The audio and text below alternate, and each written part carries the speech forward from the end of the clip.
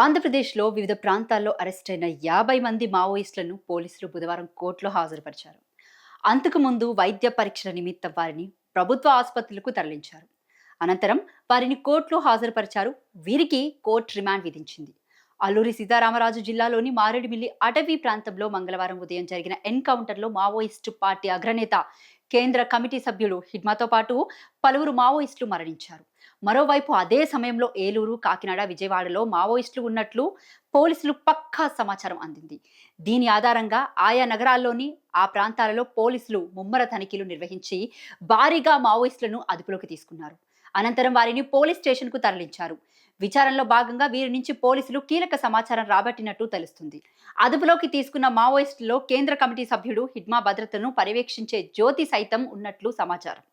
ఇంకోవైపు ఆంధ్రప్రదేశ్లోని ఆ ప్రధాన నగరాలకు వీరు ఎందుకు వచ్చారు, దీని వెనుక ఏమైనా కారణాలు ఉన్నాయా, ప్రముఖులను ఎవరైనా టార్గెట్ చేస్తున్నారా అనే కోణంలో మావోయిస్టులను పోలీసులు విచారిస్తున్నారు.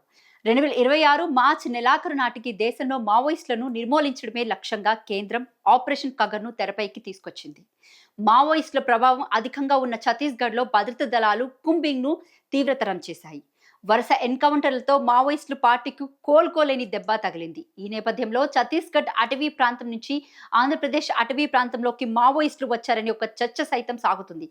అదీ కాక ఈ ప్రాంతాన్ని తమకు షెల్టర్ జోన్గా ఉపయోగించడమే కావచ్చని వారు భావించారని, అందుకే ఏపీకి వచ్చారని తెలుస్తుంది.